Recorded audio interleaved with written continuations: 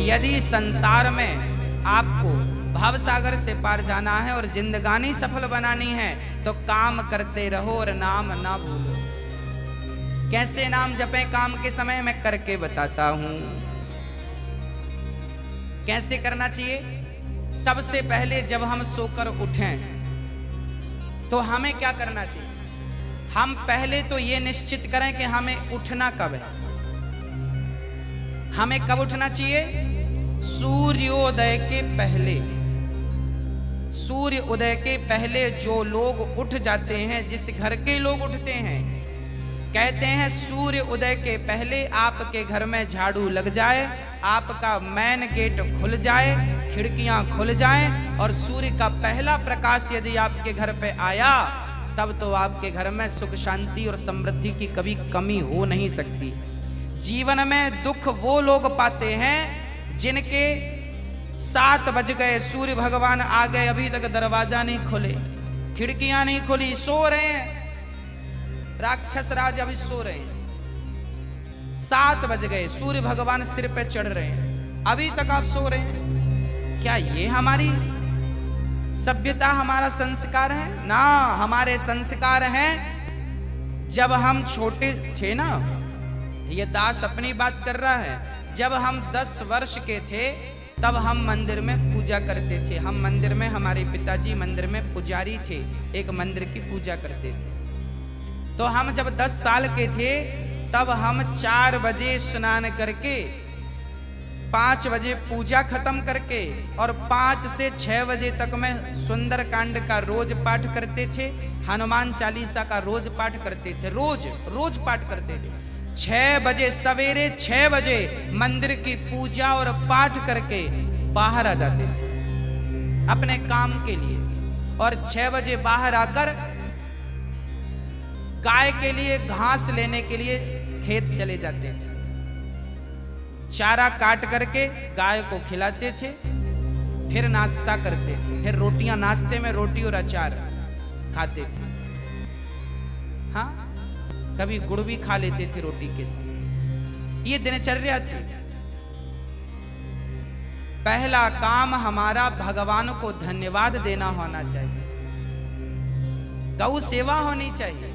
ये हमारे संस्कार, हमारा रक्त, हमारे रक्त में है। ये बिना पूजा किए अच्छा ही नहीं लगता। तो क्या करो? सूर्य उदय के पहले, सूर्य भगवान कब उदय हो रहे हैं? लगभग आप 5:30 बजे बिस्तर त्याग दो। बिस्तर त्यागने के पीछे भी कारण कैसा है? कैसे त्यागना है? डायरेक्ट उठ के चलना नहीं है। सबसे पहले जैसे ही आपकी आंख खुले, आंख खोलते ही राम नाम ते ही सुमिरन कीन्हा, हृदय हरस कपि सज्जन चीन्हा। यही सन हटि करी हूं पहचानी, साधु ते हो ही न कारज हानि। हनुमान जी जब लंका में गए और विभीषण की कुटिया पर गए तो विभीषण सवेरे 4 बजे जागे और जागते ही उन्होंने क्या बोला? राम। अर्थात आप जब जागें तो जागते ही राधे कृष्ण, सीताराम, श्रीमन नारायण, भगवान का नाम हरे कृष्ण कृष्ण कृष्ण हरे जपें। भगवान का नाम लेते हुए बिस्तर से उठें, उठकर बैठ जाएं। बिस्तर पर सीधे पड़े थे, उठ के बैठ गए। बैठकर क्या करना है? भगवान का नाम, हे प्रभु आज का दिन आपने दिया उसका धन्यवाद। फिर दोनों हाथ का ऐसे मंथन करना चाहिए और जब हाथ गर्म हो जाए तो फिर हमें हथेली को ऐसे खोलना चाहिए।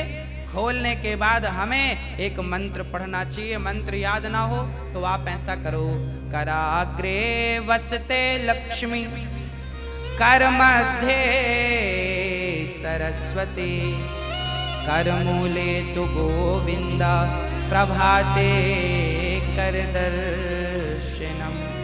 कराग्रे वसते लक्ष्मी, कर के अग्रभाग में लक्ष्मी का वास होता है। यहाँ कराग्रे वसते लक्ष्मी, कर मध्य सरस्वती, यहाँ सरस्वती का वास होता है, और पूरे हाथ में भगवान कृष्ण का, नारायण का वास होता है। कर मूले तो गोविंद। तो दोनों हाथों का मंथन, यहाँ लक्ष्मी का ध्यान सवेरे करेंगे तो आपके घर में लक्ष्मी आएगी। सवेरे से ध्यान होगा, सरस्वती का चिंतन करेंगे तो आपकी वाणी से दिन भर कोई गलत शब्द नहीं निकलेगा, गलत वाक्य नहीं निकलेगा, गलत विचार नहीं निकलेंगे, आपकी वाणी से कोई दुखी नहीं होगा। और गोविंद का ध्यान करेंगे, मेरे नारायण मेरे कृष्ण का ध्यान करेंगे तो आपको सब कुछ मिलेगा। तो पहले दोनों हाथों का मंथन करके दर्शन करें, फिर दोनों हाथों का मंथन करके जब हाथ गर्म हो जाए तो अपने चेहरे पर लगाएं, अपने नेत्रों पे वो हाथ लगाएं। और उसके बाद सबसे पहले उठकर आप अपने बच्चों को ये चीजें समझाएं। सबसे पहले उठकर आप पृथ्वी माता को प्रणाम करें। पृथ्वी माता को, हे पृथ्वी माता, आपका धन्यवाद, आपने हमें एक अवसर दिया है। आपके ऊपर हम कितना पाप करते हैं, हाँ, मलमूत्र जैसी गंदगी त्यागने के लिए हम मजबूर हैं। माँ हमें क्षमा करना। पृथ्वी माँ को प्रणाम करना चाहिए। उसके बाद आप अपना पांव बिस्तर के नीचे रखें, हाँ, उसके बाद बिस्तर के नीचे पांव रखें। और सबसे पहले सवेरे बढ़िया सा पानी पेट भर के पीना चाहिए। मैं थोड़ा स्वास्थ्य की बात भी आपके लिए कर दूं। बच्चों को तो जानकर रात के तांबे का बर्तन, जानते हैं, कॉपर, तांबे के लोटे में धुलकर पानी भर दो, उसे ढक दो, और वही तांबे के बर्तन में जो रात भर से पानी पड़ा था उस पानी को सवेरे बच्चों को पिलाओ। वो तांबे के पात्र का जब पानी बच्चे पिएंगे तो वो बच्चों की बुद्धि प्रखर होगी, बच्चे प्रखर बुद्धि वाले होंगे। यदि आपके घर में चांदी का सिक्का है तो आप लोटे पर चांदी का सिक्का भी डाल सकते हैं, नहीं है तो कोई बात नहीं। चांदी का सिक्का जब लोटे पे डालेंगे और उसमें पानी भरेंगे, पानी का स्पर्श चांदी और तांबे से जब होता है तो पानी शुद्ध हो जाता है, पानी के दोष समाप्त हो जाते हैं और पानी की शक्ति बढ़ जाती है। अरे फिल्टर करने वाली मशीनें जो आपने घर में लगवा रखी हैं, आरओ, ये क्या करते हैं? ये पानी वेग से जाता है, टकराता है, टकराने से पानी की शक्ति घटती और बढ़ती है। सबसे ज्यादा शक्तिशाली पानी कौन सा? झरने का पानी। गंगा का पानी शक्तिशाली क्यों है? क्योंकि वो हजारों किलोमीटर की यात्रा करता है, पानी पत्थर से टकराता है, उसकी शक्ति बढ़ जाती है।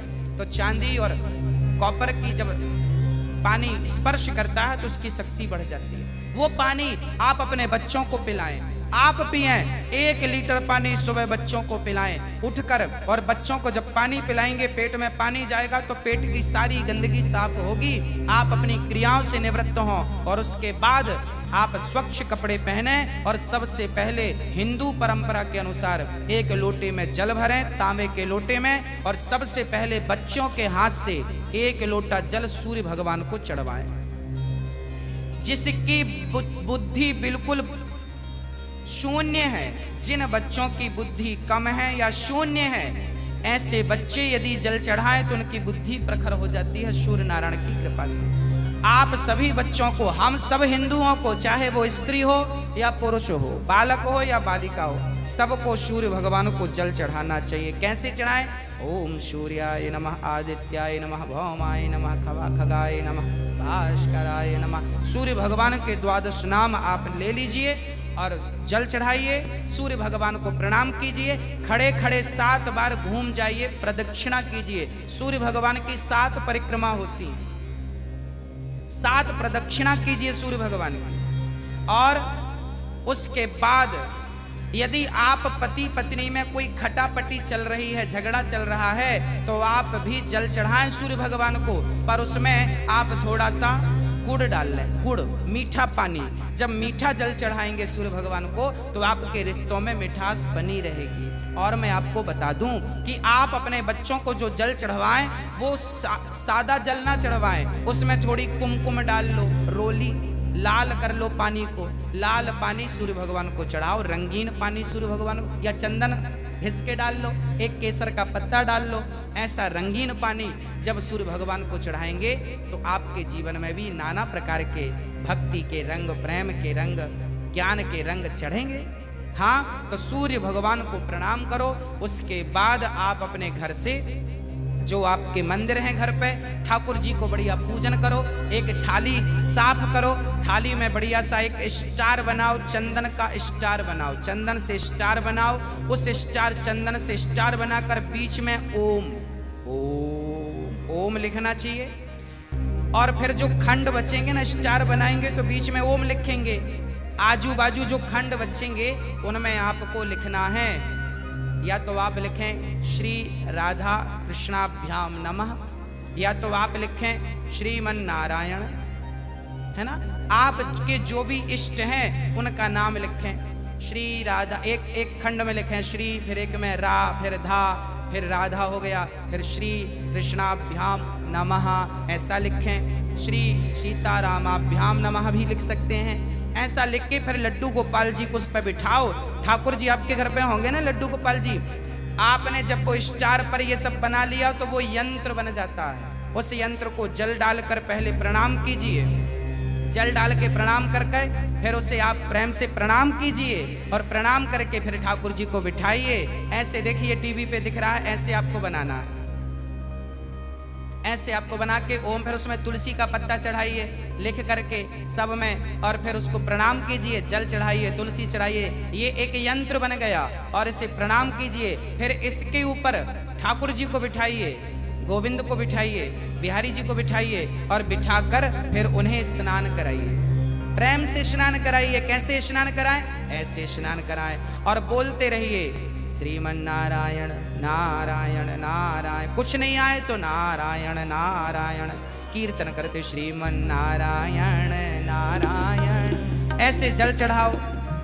जल चढ़ाने के बाद भगवान को अपनी गोद पर बिठाओ। अपनी गोद पर बिठाकर बड़े प्रेम से उन्हें बढ़िया कपड़े से पोंछो, साफ करो। बच्चे को भी आप नहला के पोंछते हैं, बच्चे को बढ़िया पोंछिए, उन्हें साफ करिए। और जब भगवान को आप बढ़िया से साफ करें, उसके बाद उन्हें उनकी आसन पर बिठावें, और आसन पर बिठाने के बाद उनको फिर बढ़िया से वस्त्र पहनावें, और वस्त्र पहनाने के बाद उनका श्रृंगार करें। श्रृंगार करने के बाद जब पूरा श्रृंगार हो जाए तो ठाकुर जी को दर्पण दिखावें, है ना। फिर भगवान जी को दर्पण, आप लोग भी दर्पण देखते हैं कि नहीं? ऐसे ही ठाकुर जी को दर्पण दिखाना चाहिए। प्रभु देखिए आज दास ने आपका ऐसे श्रृंगार किया है, ये आपका श्रृंगार है, ऐसे दर्पण दिखाओ भगवान को। हाँ, भगवान को बढ़िया सा दर्पण दिखाओ। भगवान को दर्पण दिखाकर फिर उनको प्रणाम करो, और प्रणाम करते हुए कहो त्वमेव माता। बोलो मेरे संग सभी लोग, बोलो त्वमेव माता च पिता त्वमेव, त्वमेव बन्धुश्च सखा त्वमेव, त्वमेव विद्या द्रविडं त्वमेव, त्वमेव सर्वं मम देव देव। हाथ जोड़कर भगवान से कहो हे प्रभु आप ही हमारी माँ हैं, हे प्रभु आप ही हमारे पिता हैं, हे गोविंद आपके सिवा हमारा इस सृष्टि में कोई नहीं है। हे प्रभु माना कि मैं अपराधी हूँ, माना कि मैं पापी हूँ, पर मुझे स्वीकार करना आपका ही काम है भगवान। हे नाथ मैं आपको कभी भूलूं नहीं। एक बार जरा सभी बोलिए, हे नाथ मैं आपको कभी भूलूं नहीं, हे नाथ मैं आपको कभी भूलूं नहीं। हे प्रभु मैं सदा आपका स्मरण करता रहूं, सदा आपका चिंतन करता रहूं। हे नाथ मैं आपको कभी भूलूं नहीं। ऐसी हमें प्रार्थना करनी चाहिए, भगवान को प्रणाम करना चाहिए, बढ़िया सी आरती उतारनी चाहिए, बढ़िया सा भोग लगाना चाहिए, और बढ़िया आरती उतार कर देखो भोग भगवान को, कई लोग ना भोग ऐसी रख देते हैं, ऐसे नहीं, भगवान को एक एक तोड़ करके जैसे हम बच्चों को खिलाते वैसे हमें खिलाना चाहिए, भोग ऐसे लगाना चाहिए। खिलाओ 5 बार, कम से कम 5 कौर तो खिलाओ, खिलाओ भगवान को। खिलाने के बाद फिर आचमनी से जल घुमाओ, भगवान को पानी पिलाओ, है ना, पानी पिलाओ भगवान को, बढ़िया पानी पिला के उनका मुंह पोंछो, बढ़िया कपड़े से ऐसे मुंह पोंछो भगवान जी का। मतलब भगवान को अपनी तरह प्यार करना है, बालक की तरह प्यार कर। माँ यशोदा क्या करती, गोद में बिठाती, खिलाती पिलाती, मुंह पहुंचती थी।